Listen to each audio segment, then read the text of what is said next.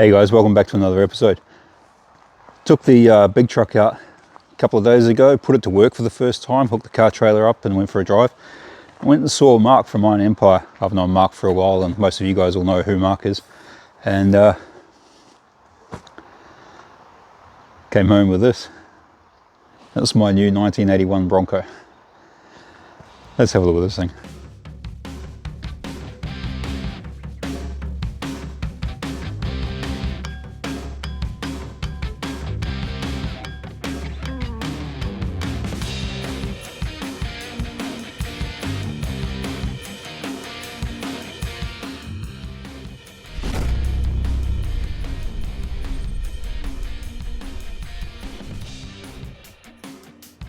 So 5 years ago, I put a story up on Instagram, just a random one. I saw a cool bump side F100 on Instagram, and I just shared it to this story. And I said I need one of these in my life. 1 or 2 days later, one popped up on Facebook for sale, and I bought it, and that's the F100 that's sitting over the back there. So Mark from Iron Empire and myself, we snuck over to Victoria, put it on the trailer and brought it home. Now, 5 years ago, that was the start of COVID and border closures. So we actually did a video on that. If you look through Mark's channel, there's a F100 rescue video. That was my truck 5 years ago. So that was back then. Jump forward 5 years and I've seen a Bronco on Marketplace. It's really nice, it's really expensive, and it sort of got me looking at Broncos again. I put a couple of reels on my Instagram story of some really nice Broncos and then some photos of my old Bronco, and basically said I'm missing my old Bronco, I'd love another one. So straight away Mark messages me and says, Phil, I've still got the second Bronco stashed away. This has been sitting at a family member's place for the last 4 years, I believe. It hasn't been on his channel, no one really knows about this one, but he's had that sitting there. And he actually sent me pictures 1.5 years ago, I think, when and he reminded me last time I had PTSD of selling my Bronco and I was having a bit of a sook about it. He sent me pictures of this, and at the time I wasn't really thinking about it. But I'm kind of at the stage where if I don't get one now, I'm never going to get one ever again. So I went and had a look, had a chat, we worked some stuff out, went away to work, had to think about it, and came back and bought this.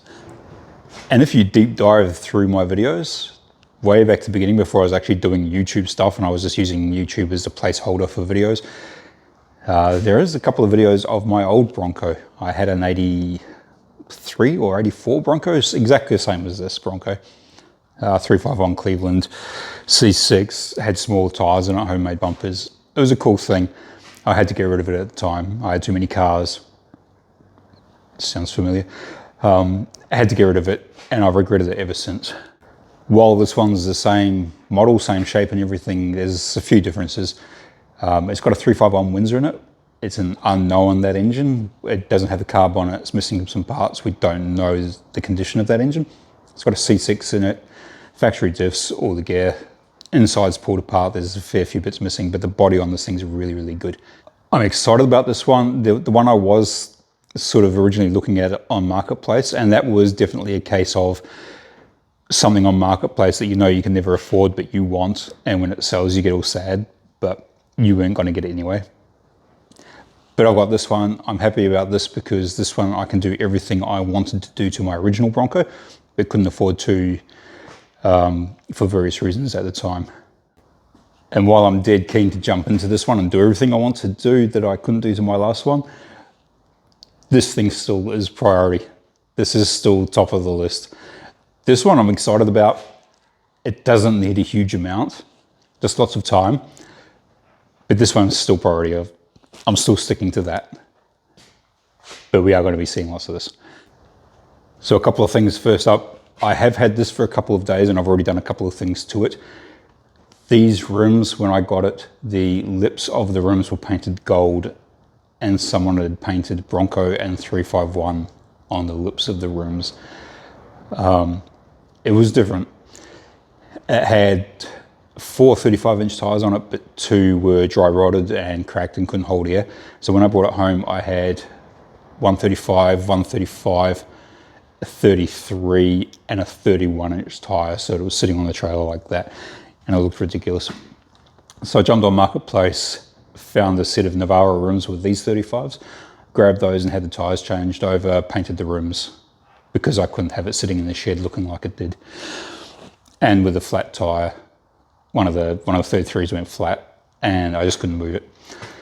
I've also messed around with the manifold on this thing. I'll have a look at that in a minute. But yeah, I have done a couple of little things, but let's talk about these. And just warning you in advance, there's some really redneck shit on this truck. Kind of suits it, but shouldn't be there. But let's have a look. This looks tough as sitting this high with this lift and these big tires. There is, I'll have a better look later. I think you can see in there. There's a bit of a homemade body lift. I think it's a 3-inch body lift in there. I'm not sure I'm allowed that much of a body lift. I do want it sitting like this, but I think I'll go a smaller body lift in the suspension lift. This is a homemade body lift, but that's just the start of the redneck stuff on this. This isn't really redneck, but so this is a 351 Windsor. It's got truck exhaust manifolds. It's got factory truck heads.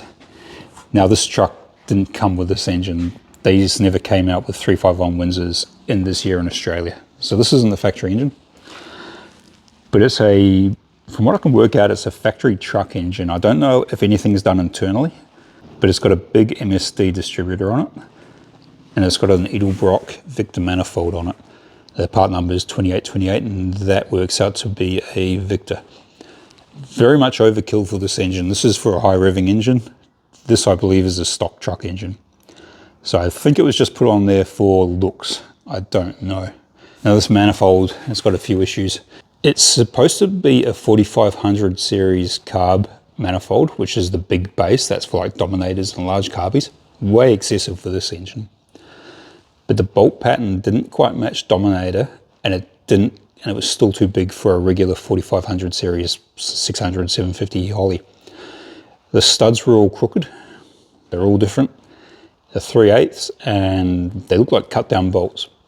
The hole over the back there was elongated, like the stud could go like that. It was crap. So last night I came out and I've put some JB Weld steel stick in all the holes and let that set. So I'm going to try and re-drill these in a 4500 pattern and see how that goes. I picked up a Holly off Marketplace when I was picking up the tires, so I've got a carby for it. Everything else is pretty much here to be able to fire this up. So I guess it's kind of turned into I brought something and will it run? But yeah, I've got the bits to, if I can get that manifold to take this Holly, if I can thread those holes, I'll bolt that on, and then I'm dead keen to see what noises this makes, this Windsor. Hopefully the right ones, hopefully no rattles or anything. I haven't even checked to see if it turns over. I've got to do that first. But I'm keen to see what it does, because that manifold is far too big for a stock engine. The heads have been ported on the inlets to suit that manifold, but it's still got the truck exhaust on it. It doesn't have headers or anything. So I'm not sure what's going on there. But I think that'll be my first thing, is concentrate on getting that carb on and checking it turns over, bolting down the rocker covers, separating some wiring and sorting out a bit of a budget fuel line or a temporary fuel line, and see if we can breathe some life into this Windsor. Wish me luck. So I've got the carb on, that's ready to go. I've checked the oil, I've checked that it actually turns over. I've ran new wire for the coil to the battery. I've replaced the wire from the distributor to the coil, and I've got another wire here which is connected to the starter solenoid. And I've taken away a couple of burnt wires off the alternator. So I don't know if I mentioned this, at some stages had a bit of an engine fire. One of the battery cables has rubbed through on the chassis rail. It's earthed on the bonnet release cable. The big cable that goes from the alternator to the battery, or the starter solenoid, that's burnt. One of the other battery lines is burnt. It's taken a few things. That's the dark mark on the booster there. Also, someone's gone through and cut a lot of wires in this engine bay, both sides. the wiper motor. All the wires have been cut in the loom and it's just been wrapped around there. I don't know why. So there's going to be a lot of wiring on this to do, but for now, oil's checked, it turns by hand. I think it's pretty much ready now to hook up the battery and see if it cranks. I'm not going to have the coil connected. I don't have the main coil to distributor wire connected. This is purely to see if it turns over on the starter motor. It's not worth chasing anything else if the starter's not turning. So I might do that now. You can also see I've jacked up the back of the Bronco, so the back tyres are off the ground. I've put the shifter in park, but the car still moves. And I don't want to be standing between this and the roller door when this launches, if it launches. So let's see what happens.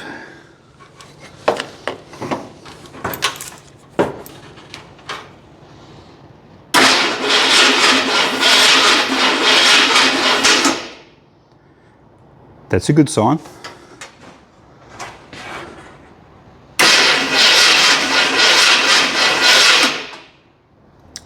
That's a huge relief. I am so glad that happened. That's a very noisy starter too. It's very loud. I don't know if it's because I'm in the shed and it's night, but that's loud. So now that I know that turns over quite freely, I think next step is to put the main lead onto the distributor from the coil, hook the coil to the battery, and maybe put a bit of fuel on that carby. The timing, as I said before, the distributor is a bit loose. I should go through and check the timing, but I think it's about 8:30 on a Sunday night at the moment. So I think if I can hear it spark, I'll be happy for tonight. But we all know how that goes. Let's do that. Now I've got the coil wire connected. I've got the coil to distributor lead fitted. I don't know the quality of that lead. It's actually a spark plug lead that I've used. So hopefully that works. So I'll power to the coil. Battery's not hooked up yet, but I'll fill this carby.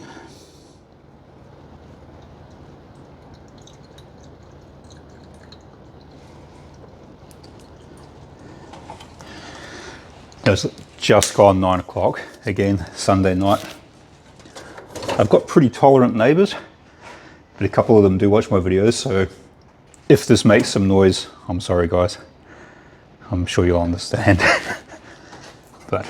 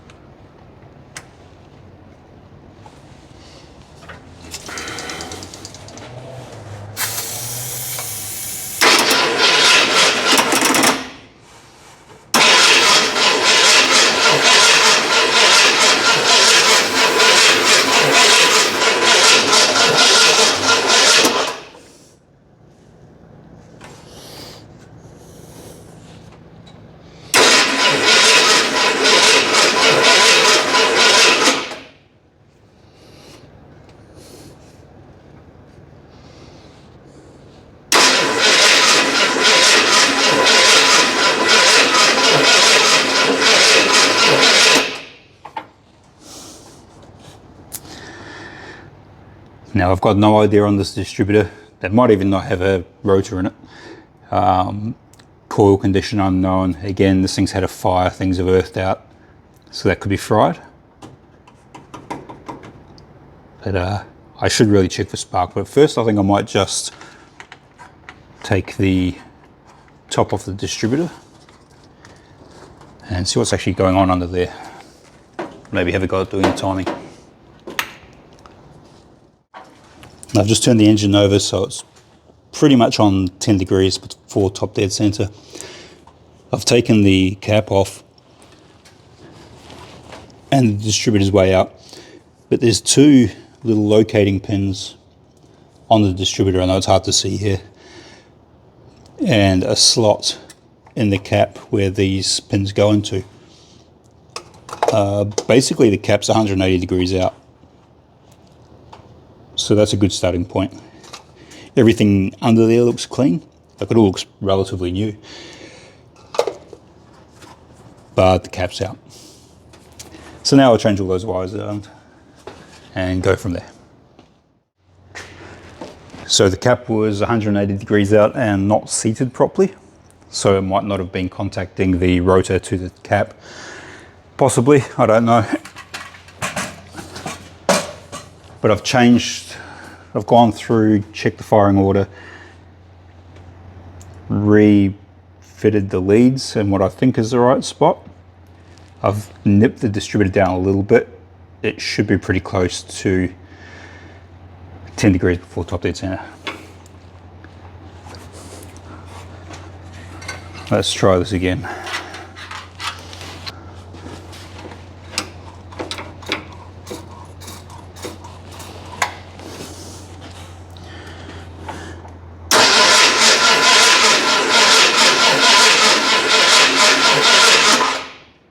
It's not even trying, is it?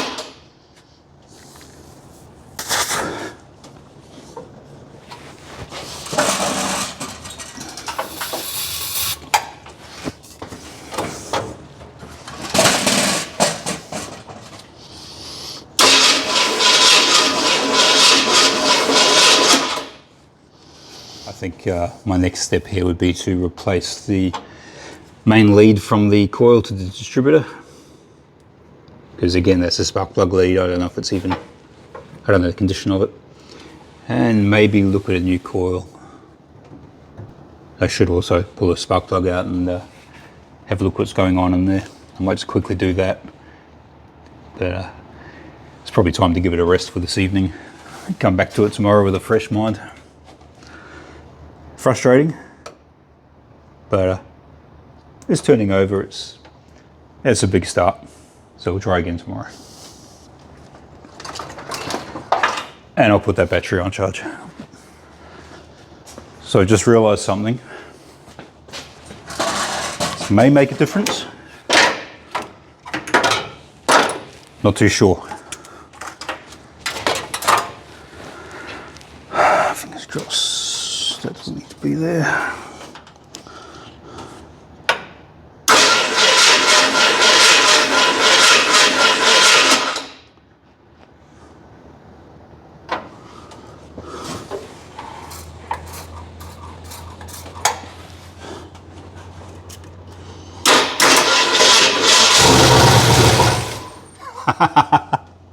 Oh,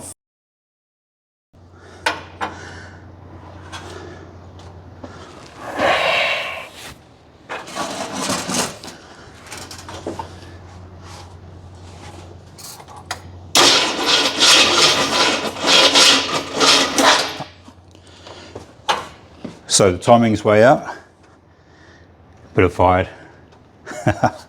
How good is that? Now I was packing up ready to go inside, and I had a quick think about this, about the wiring and what could be going on. And I wired this distributor as per a factory single wire 1970s Ford, black wire to the coil negative. Now this is an MSD Pro billet distributor with 3 wires. I don't know why I didn't think of this to start with. It's been a long time since I've played with a nice distributor, apart from the only thing I've played with recently in years is the F700, which is 1 wire. This has got 3. So there's an earth, there's a coil negative and a coil positive. So I've just quickly rewired those from the plug, pumped some gas, added some battery, and it fired up. So now I'm fired up. I think now I've heard it fire. I want to hear it run some more, obviously. But I think what I'm going to do now is I'll just disconnect this battery. I'm going to put that on charge overnight. It must be around 10:30 by now, somewhere like that. I think I'm just going to charge the battery, put some tools away, clean myself up, go inside, get some sleep, gym in the morning. I've got some other stuff to do in the morning. I might pick up a few things on the way home if I can, maybe a little electric fuel pump and some fuel line and maybe a couple of switches, and I'll spend a bit of time on it tomorrow and see if I can get it running some more, and then have a look to see if it'll pop into gear. Either way, I'm going to roll it outside so we can have a proper look at this thing. I want to clean out inside it as well, but yeah, I'm going to go to bed a happy man tonight. This has got me excited about this thing, even more excited. So, battery and sleep. Next day, back out in the shed. I don't know if you guys can hear all that noise outside. We've currently got an extreme weather warning going on. It's windy as hell. There's a big gum tree down across one of the main streets in town. There's a lot going on. So I'm going to close this roller door and do some stuff on this.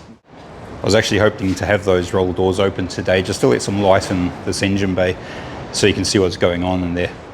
I don't like using that little light there. But anyway, I've spent a little bit of time cleaning up the balancer. It was a bit crusty. I thought I had it on 10 degrees before top dead center. I actually had it on 30 degrees. So I've cleaned that up, checked that. I've rechecked the distributor where that is. I've clamped that down in the right place, checked the leads, they're all good. On my way home this morning, I picked up a little, one of those little universal fuel pumps, low pressure fuel pumps. I think it's like 3-4 PSI. So I can hook that up to the carby and my jerry can and have some constant flow to that carby. So I'm going to do that now, maybe wire in a switch, and we'll see if we can get this thing running properly. I can't run it for too long because it doesn't have any cooling system at the moment. The radiator's in there, but it's got a weird, well, it's not weird, it's got an unusual water pump set up on it. We'll have a look. This Gilmer drive needs to go. But that water pump there, it's actually a Davies Craig. I thought it was a marine water pump, but it's a Davies Craig remote water pump setup. So there's no impeller, no pulley, nothing. It's just basically an empty housing and a snout on there for a remote water pump. So I don't want to run electric water pump on this. So I just want to put it all back to the factory. So these brackets will go. I'm not sure about this one because this is aircon and power steering.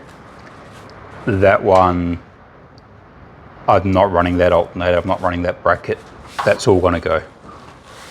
So for now, I don't have any cooling, so I can only run it for a short time. But I'll get this fuel pump on, do some wiring and some switching, and we'll see what happens. Fuel pump's in, just screwed to the inner guard with one of the, I guess, factory screws. Just got a jerry can sitting up there at the moment. That's all sorted. I've got a switch on the coil and wiring for the fuel pump. And I found the old bump button for the coupe. So we used to have this in the engine bay of the coupe when we're checking the valve clearances. You just push this button and it bumps the starter motor. Saves having to turn the key. So I've just wired that up. So we'll coils on. I've filled the fuel bowl. I'll give it a bump and see what happens.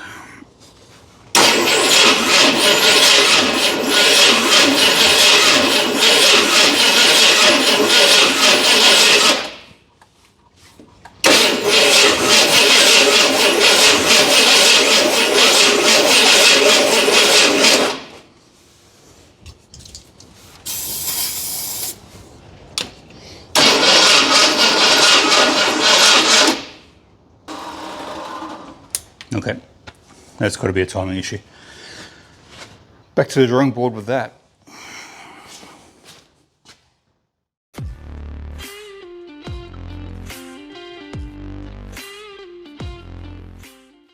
Back out in the shed. That little pause in the video just then, that was me going away to work for a week. I'm back. Ordered some parts for the Bronco while I was away. I'll talk about that in a sec. But the big change that happened this week while I was at work, I've had my last day there after 13 years on that site. I'm moving. I'm going to another mine, still doing the same job, still digger operator, just moving to a larger mine. Yeah, 13 years on site. I've been there longer than most people that are there now have been. So I've met a lot of people, worked with a lot of people, made a lot of friends, and I'm moving away from those guys. So a lot of goodbyes this week. It was a bit of a draining last few days, but yeah, I'll run into everyone along the way. But the benefit for you guys, I guess you could say, I've got more time at home with my new roster, so more time to mess with these four, and more time to edit and make videos. So yeah, big changes, big for me. I'm still sort of dealing with that, I guess you could say. But you know, when you work somewhere that long, you make a lot of good friendships, you meet a lot of good people, and I'm going to miss those guys, but I'll catch up with them.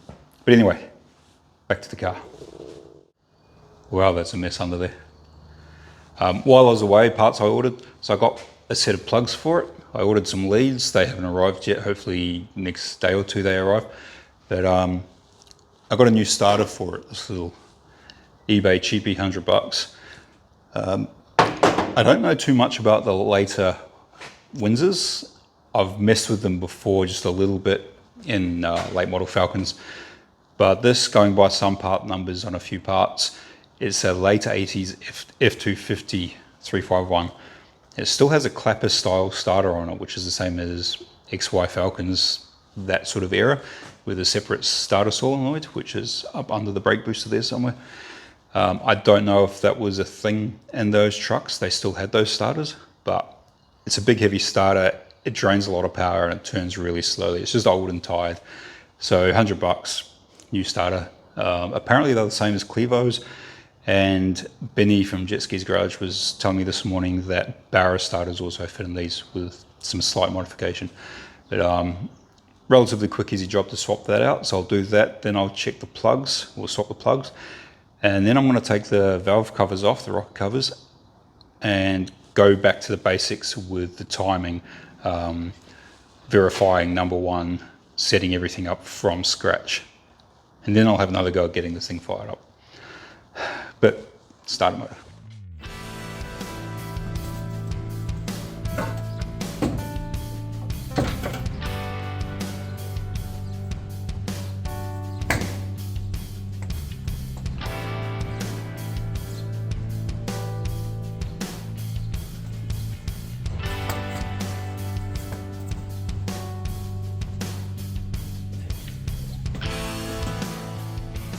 So here's just a quick look at the difference between the two starters. That's the factory fitted one.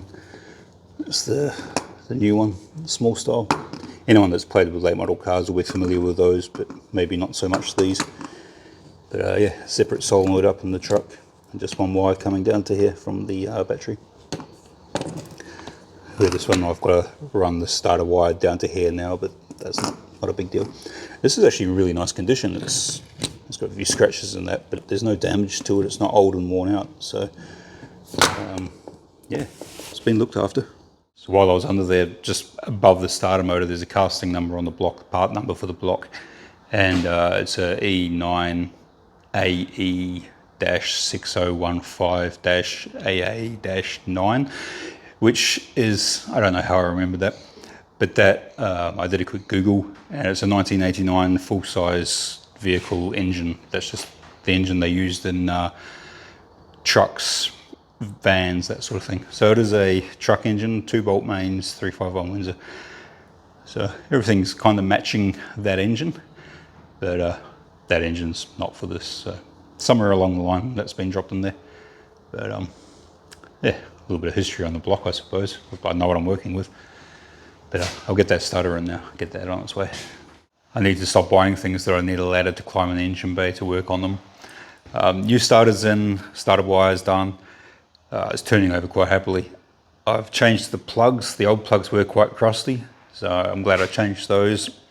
I would have liked to have had the leads, but I haven't quite got those yet. Those will make a bit of a difference as well. But I took the rocker cover off, confirmed timing on number one, checked all the rockers, got the timing right, went over all the leads, made sure everything's in the right order. But I'm not feeling overly optimistic about this, unfortunately. But we'll chuck some fuel in it, maybe some start your bastard, crank it over and see what it does.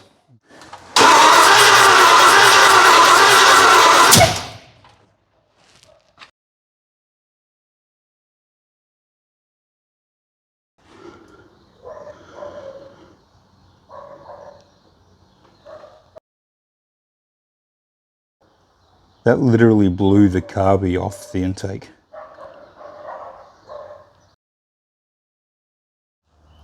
Again, that's the next day, back out in the shed.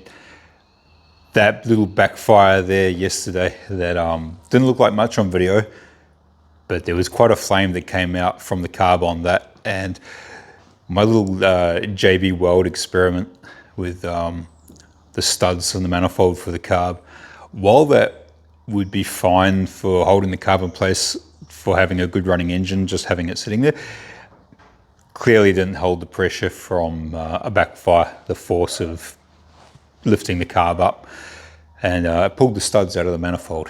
So that was a bit of a fail. Should have seen that one coming, but I'm not sure what's going on. The timing mechanically is correct. I'll see if I can find the timing light here somewhere. I thought I had one. I think I've got one, but I'll try that. But yeah, we'll have a look at the studs. They've pulled out. The carb's still sitting there. I haven't touched anything since yesterday. But I've got a plan in place for bolting that carb back down. But we'll have a look at what it's done to it, and we'll go from there. So you can see the force of the backfire has lifted that stud. I've got no idea where that stud is. I haven't even had a look for that one yet. That one's lifted, and the back one's come right as well. Come right out. So the carb has lifted quite a way. It popped up. That's what made me jump, is that lifted and the flames came out around it. So from the camera looking from the side, you only saw a little puff of smoke, but that's what made me jump. So I'm going to pull the carby off, clean up the manifold. I'm going to make a plate, kind of like a spacer plate, but that bolts down to the manifold, and then the carb bolts to that. So I'm going to mess around with that for a bit. I had a quick look for another 351 Windsor aluminium intake manifold, something more suitable and with proper threaded holes in it on Marketplace last night. There's nothing in Adelaide. I've even started looking for a good running cheap 351 Clevo to put in place, so I can put this engine into the F100. But I'll persevere with this. I want to see how far I can get with this thing.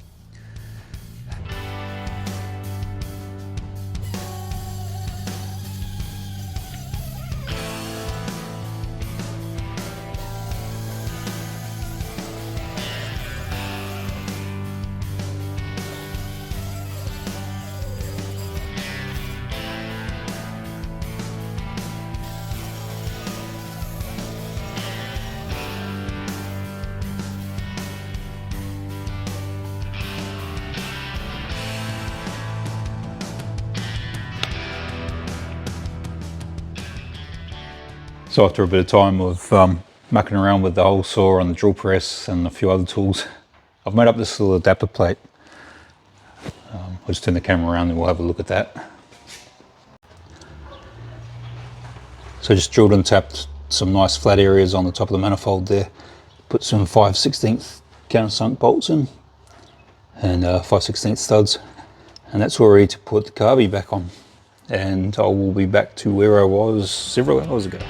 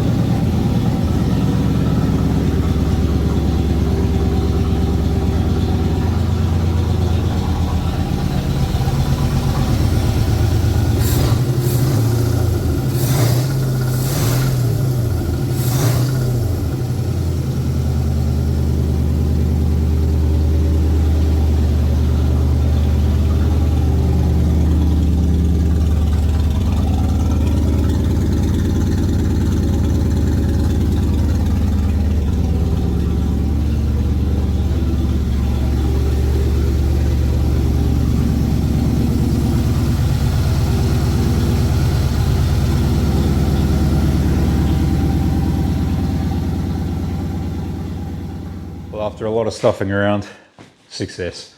The Bronco runs. The 351's managed to fire up. Didn't want to fire at all. Confirmed the timing, put fuel in it, did all the things. And I could occasionally get one big backfire out of it. As you saw, it lifted the carb. I've made that plate, put the carby on, held that down. Got a couple of big backfires out of it. My friend Barry from the F700 video, when I picked up the F700, I've been talking to Barry and Dan about it. And the 351 Windsor has its own firing order. The 302 Windsor has its own firing order, but you can put the 302 Windsor cams into 351s. I can't see why this would have a 302 cam in it, but I've changed the leads around to the 302 firing order. And it struggled, it didn't want to fire, but it sounded a lot healthier. And I was giving it 3 pumps on the carb and then holding the carb open, and it was coughing and it was going, it was kicking, and it ran, as you saw.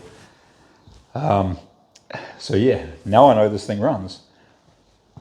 I also now know that this engine has a knock. I'm not too fussed about that. I just wanted to hear it run and know what condition it was in. But it sounds like it's got a big end, like a crank knock. So sounds nice at idle, it purrs, but you bring the RPM up a little bit and it's got a bit of a knock. So rod knock, again knock, I'm not sure. So the plan for this engine, which I was thinking of anyway, was pulling this one out, having it rebuilt and using this engine for the F100, the bagged truck. I think a 351 Windsor would be really nice in that. And this should have a Cleveland in it, and I'm on the hunt for another 351 Cleveland for it. I don't want a 302, I want a 351. It doesn't have to be a toughie or anything. I just want a nice mild 351 in that thing. But yeah, it's just nice to have that success of firing this thing up and hearing it run. It sounds real nice. It's only got a little resonator, a little tiny muffler under the back, and that giant tailpipe, but it actually sounds really nice. It's got a fair oil leak under it as well. You can sort of see. Excuse the mess, I've been fighting this thing all day.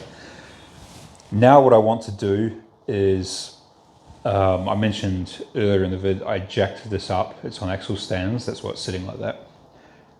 The shifter didn't seem to be hooked up to the trans properly. And I didn't want this thing taking off while I was on the ladder in front of it if it fired up. So now I'm going to climb under it. I'm going to mess around with the trans, make sure it's in park. Have a look at that shifter, and that shifter's got to go, it's awful. But I want to be able to see what the trans is doing. If I get this thing to go from through the gears, I'll get it off the stand and I'll try and drive it outside, and then we can have a proper look at the inside of this thing. Yeah, I'll save that for a little bit. I'll do this trans first and then we'll have a look. So you know how I said there's some redneck stuff on this truck? I'm not going to show you the full interior just yet, but we'll have a look at the shifter handle.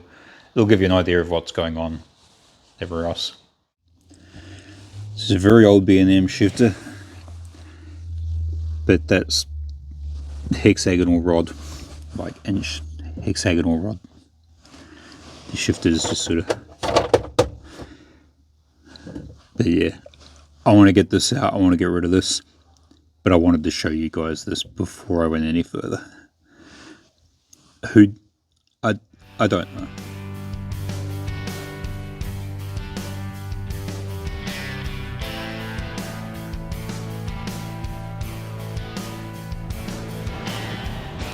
I pushed the truck outside. This thing weighs so much, so heavy. I was hoping to drive it out. I was hoping to finish the video with me driving this out of the shed. I've got the engine running. The trans had no fluid in it. I've filled that up. When you shift into gear when it's running, you can hear the trans doing things. There's a bit of a clunk, but there's no drive at the rear. So I don't know if there's something internal in the C6 that's stuffed. I don't know if the transfer box, the big housing, is stuffed, but the tail shaft's not moving, the wheels weren't turning. I had it up on the stands. So that's disappointing, but I brought it as an unknown. I didn't have any information about anything on this, apart from it's originally from Western Australia. Everything is an unknown. So now I know the engine runs, I know the engine's got a knock. I put a oil pressure gauge on it and it's got 50 psi at sort of 1000 RPM, 1500 RPM. Idle, it's got 40 psi, so that's pretty good, but it does have a knock, so it's got to come apart. And while that's apart, then the C6 will come out and the transfer case, and I'll strip those down and have a look. Yeah, again, frustrating, but I did buy it as an unknown. Now the Broncos, for those that don't know, they've got an electric rear window. There's a switch for the window on the dash below the heater controls or next to the heater controls. The key is also a two-way switch. So you put the door key in here, turn it one way, the window goes up, turn it the other way, the window goes down. You have to have the window down to be able to open the tailgate. This sat in the carport where it was for 4 years with the tailgate down. The guys never had the window working. I figured it out pretty quick. It's a bit of a nuisance, but the wiring under the Bronco has been pulled out. The stuff in the dash has been cut and played with. But if you take the tail light out of these, there's a connector here which goes to the plug, the switch, sorry, inside the tailgate. Now, you know how I've been saying there's some redneck stuff on this truck? You guys will enjoy this.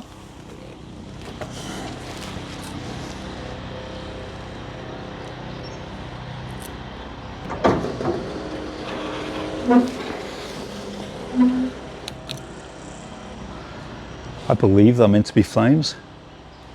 I'm not sure. Definitely coming off.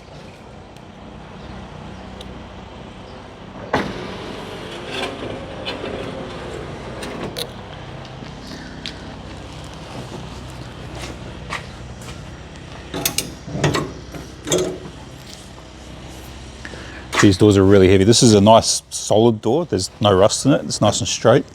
With the electric window mechanism and the size of the window, it's a very heavy tailgate. But as you can see by the leaves in here, back door was open, or tailgate was open. It was covered, but open on the side, so stuff was just blowing in. Yeah, it's a mess, but it's not too bad. There's not a huge amount of parts in here. It's the tail light that I pulled off to get to the door. Bit of rubbish. Old tow bar. This box here is a sun visor, some windscreen trim, vents for the windscreen, a couple of interior panels that have been modified. Few door seals.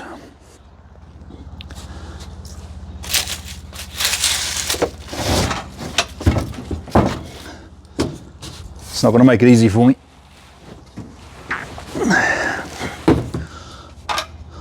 Now there's a couple of bits of dash trim in there. So these had the typical wood grain style dash that like the Landaus had and the 80s Fords. I think some of the LTDs and Fairlanes had. There's a couple of different ones. There's this one here, I don't know if that shows up in camera.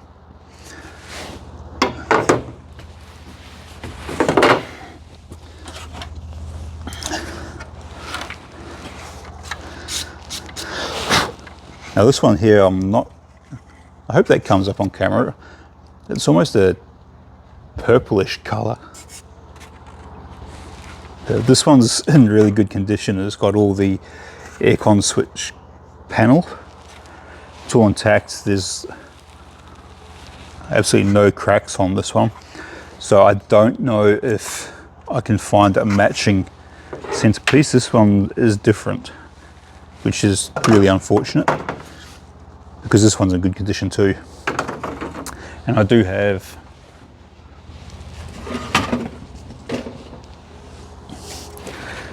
another one which matches the center one, and that's in quite good condition too. It's only missing one of the coloured lenses at the top, which is an indicator lens, but it's got a few chips on the, I think this is just a stick-on covering, but obviously not real timber, but it's got a few marks on it. But the first one I showed you, I really like that one.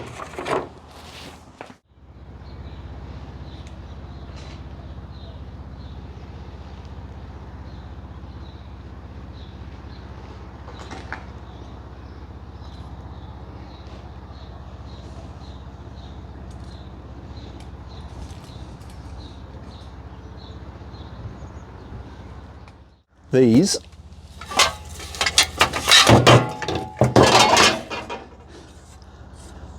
so I don't know if you can see that, it says bully. These were side steps, like a fold down side step, late model 4-wheel drive type stuff. Really not a fan. They're going in the bin. Other than that, there's a few bits. That's the top lower windscreen trim. There's a couple of bits of carpet and some random engine parts and buckets and switches, and there's a dash cluster. Now I believe the Broncos, I keep saying I believe, but I believe the Broncos have a slightly different cluster to the F100. F100 will fit and then vice versa, but I think the Broncos have the tack where the F100s don't.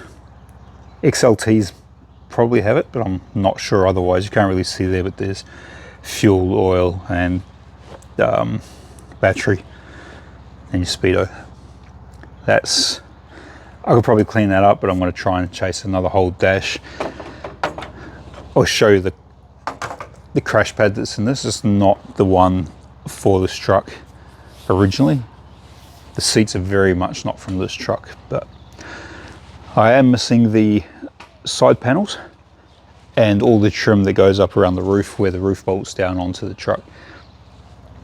Now I'm not sure if Mark used these for his Bronco, which is cool,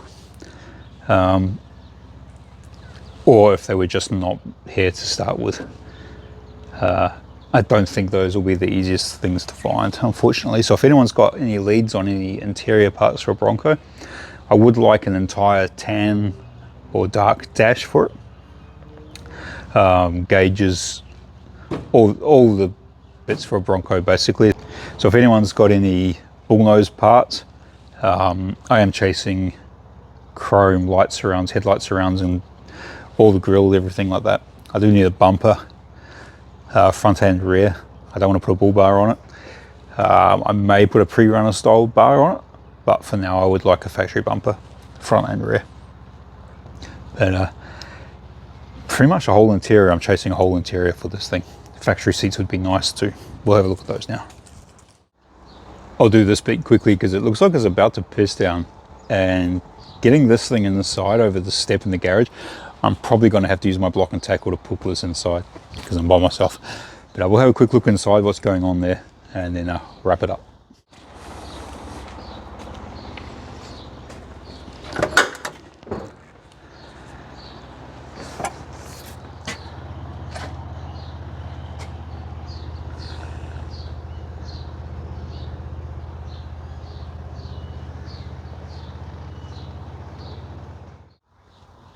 All the wiring's been pulled out. I'm not sure what's going on with anything under there, so I might try and chase a whole new loom for this, or a loom out of another truck. The seats, if anyone can identify these seats, none of this is Ford, factory Ford. The base is nothing. They do flip forward, but they only move that far forward, and I can't fit through here.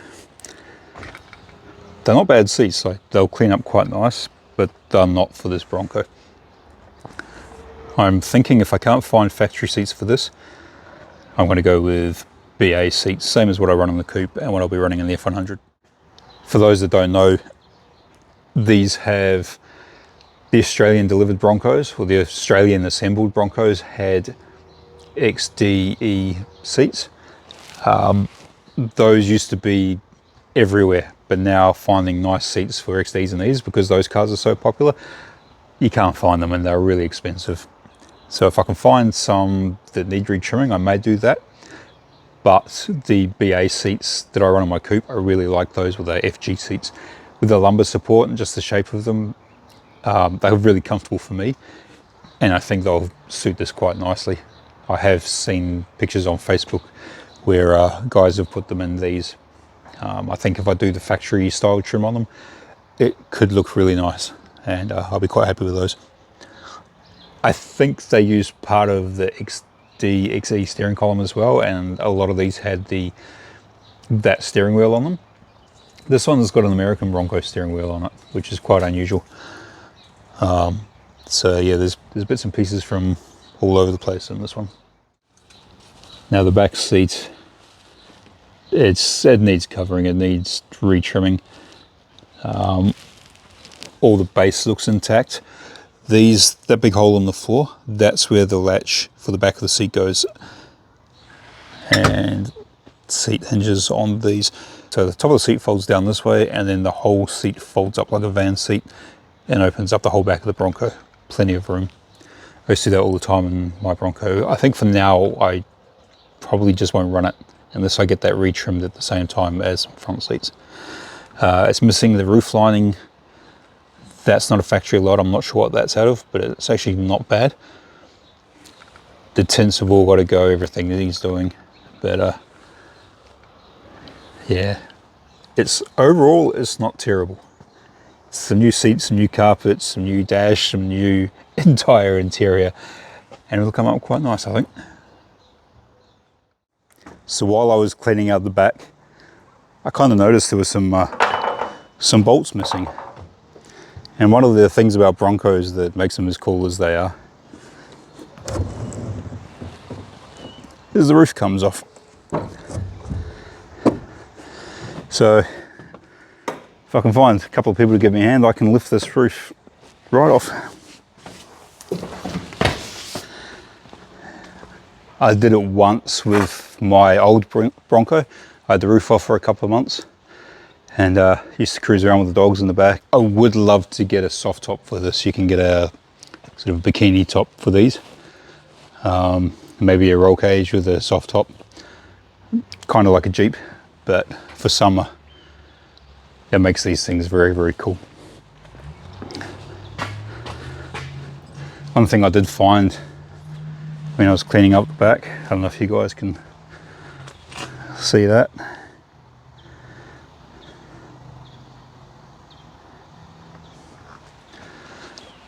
I don't like spiders. I don't even like holding this. So if someone wants this shifter knob, it is a bit damaged underneath. I don't know if you can still buy these. I'm sure you can somewhere, but if someone wants this shifter knob, I'll send it to you.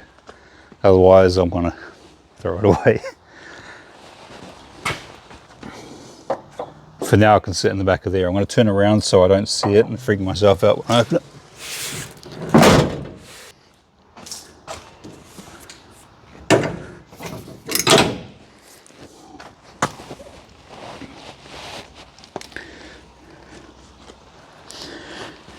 My little window mechanism to close this up.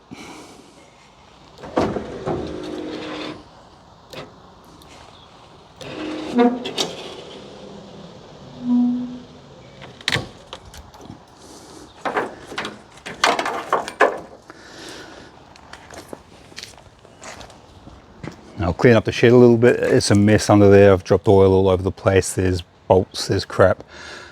I'll clean that up. Get this inside. You guys don't need to watch that because between me pushing it and me winching it, it looks painful. But we'll get it inside and then we'll wrap this up. I've just got back from looking at a couple of potential donor trucks for the Bronco, some parts vehicles. And while I was driving home from that, I had a bit of a you're a dumbass moment. I figured something out. So currently the Windsor runs, the trans makes noises, but nothing happens. When I say it out loud like that, straight away I should be thinking, oh, well, of course. I'll show you something. So the Broncos and pretty much every early four-wheel drive with a transfer case has a shifter for the transfer case. Again, ignoring the big ugly shifter. This is the shifter for the transfer case. It's currently in 2 high. Then you click it back, 4 high, 4 neutral, and you have to sort of be rolling or have the wheels turning to get into 4 low. 2 high is self-explanatory, normal road going. 4 high, all 4 wheels engaged, high gearing. 4 neutral means nothing works. Essentially, it's for flat towing. So if you're towing your 4-wheel drive behind a bus or a rig, or you need to tow it out of somewhere, you put it in 4 neutral, nothing affects the transmission. So you can flat tow it on the road, all 4 wheels turning, nothing comes through. It's the first thing I checked when I got home, straight down to the shed, had a look to see what position that shifter was in. Sure enough, 4 neutral. So no matter what trans fluid I put in the C6, what I did with the shifter, anything, nothing was going to come out. Nothing was going to happen in the rear axle. Those wheels weren't going to turn. Worked out that I have got it now in 2 high. So if I can fire it up, put the shifter in the gear, I should get something at the back wheels. Let's have a go.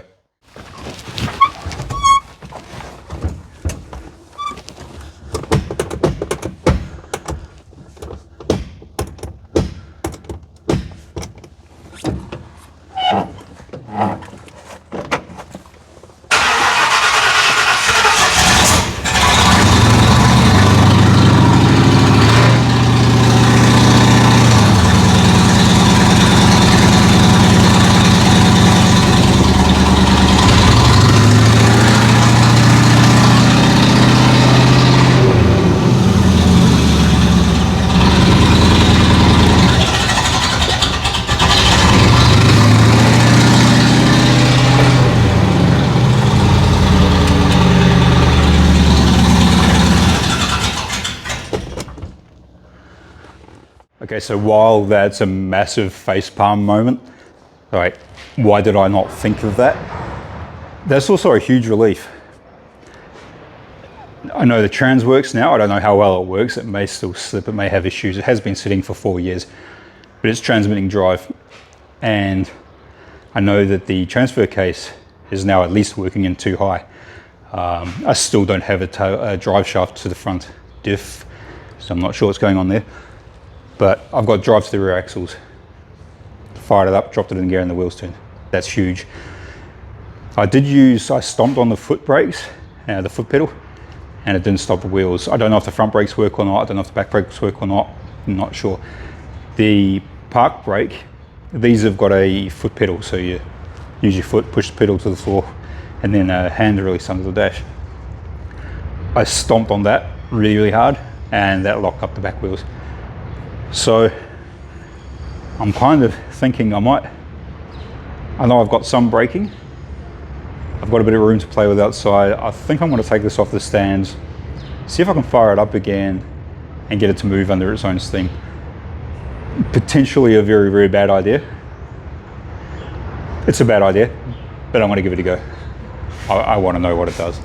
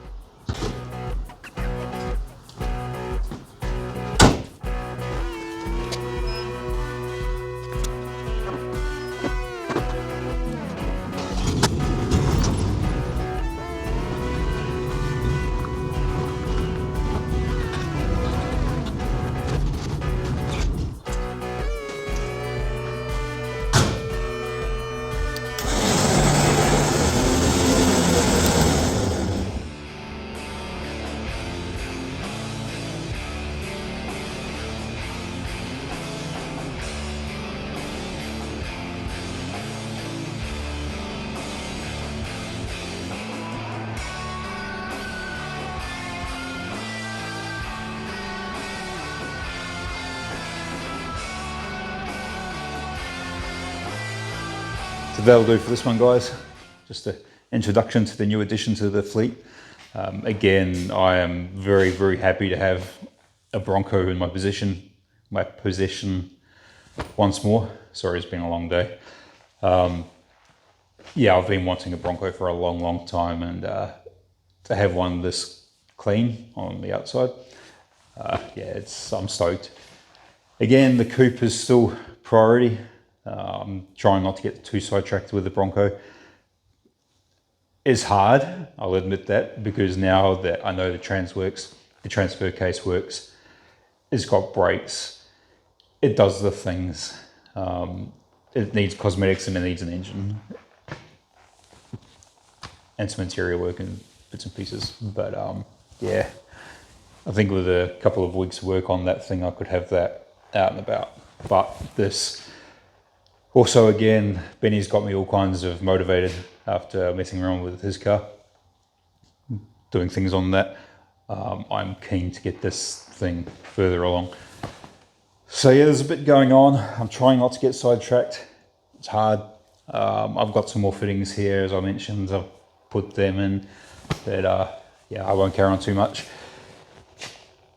Not sure what the next video will be, and I'll try not to leave it too long, but it might be a couple of weeks. But should be on this. I'm keen to get the wiring started on this, and maybe get that engine out and get that ready to send off somewhere to get sorted. But yeah, thanks for following along, guys, my adventures with these things. I appreciate it. Appreciate you guys. Hope you're all going well, and I'll see you again hopefully real soon. Thanks, guys. Holly Guru, Jared's probably going to do a hand over the phone. He's played around with these a lot more than I have. Yeah, see if I can find anything. When I play with the laptop tonight, otherwise I'm going to call someone, not Ghostbusters or Phil, and yeah, see if we can get them to